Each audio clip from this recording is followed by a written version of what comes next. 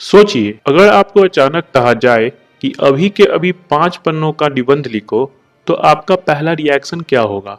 शायद यही, अब क्या लिखूं? और बिल्कुल यही परेशानी इस निबंध के लेखक पद्मलाल पुन्नालाल बख्शी जी के सामने भी आती है। लेकिन खास बात यह है कि लेखक अपनी परेशानी को रोने धोने में नहीं बदलते हैं, बल्कि उसे इतना मजेदार बना देते हैं कि पढ़ते पढ़ते हंसी भी आती है और गहरी बातें भी समझ में आती हैं। यह चैप्टर है क्लास 9 गंगा टेक्स्ट बुक का सेकंड चैप्टर।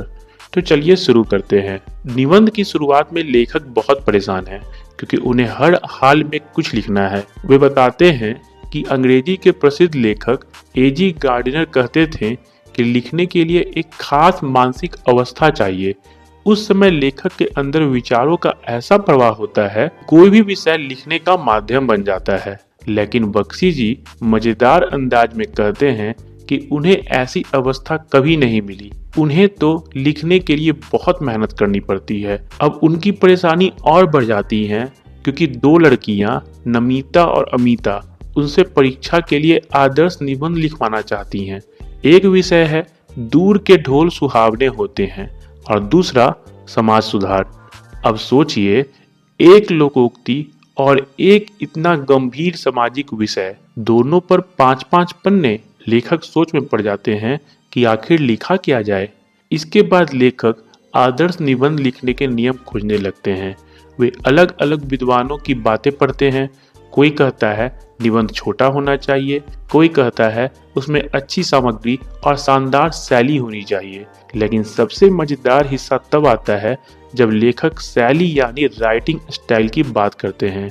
वे कहते हैं कि अच्छे वाक्य छोटे और सरल होने चाहिए, लेकिन अगर विद्वान दिखना है तो वाक्य इतने लंबे होने चाहिए कि आधा पन्ना खत्म हो जाए। यहाँ लेखक व्यंग करते हैं उन लोगों पर जो कठिन भाषा को ही विद्वता मान लेते हैं। फिर लेखक मॉन्टेन नाम के लेखक की शैली की तारीफ करते हैं। मॉन्टेन वही लिखते थे जो उन्होंने देखा, महसूस किया और जिया, यानी सच्ची और स्वाभाविक लेखन शैली। अब आती है निबंध की सबसे दिलचस्प घटना। लेखक को अमीर खुसरो की एक कहानी याद आती है। एक बार खुसरो से 4 अलग अलग विषयों, खीर, चरखा, कुत्ता और ढोल पर कविता सुनाने को कहा गया, और खुसरो ने एक ही दोहे में चारों विषय जोड़ दिए। खीर पकाई जतन से, चरखा दिया चला, आया कुत्ता खा गया, तू बैठी ढोल बजा। यहीं से लेखक को आइडिया मिलता है कि क्यों न दोनों निबंधों को एक ही निबंध में जोड़ दिया जाए। अब लेखक दूर के ढोल सुहावने होते हैं का अर्थ समझाते हैं।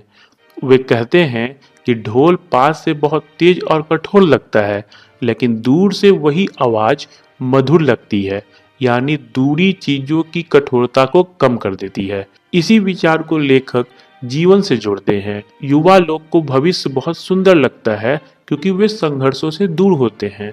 वहीं वृद्ध लोग अपने अतीत को याद करके उसे महान मानते हैं। युवा परिवर्तन चाहते हैं, क्रांति चाहते हैं, जबकि बुजुर्ग परंपराओं को बचाना चाहते हैं। और यही संघर्ष समाज सुधार की जरूरत पैदा करता है। लेखक बताते हैं कि इतिहास में हमेशा समाज सुधार की आवश्यकता रही है।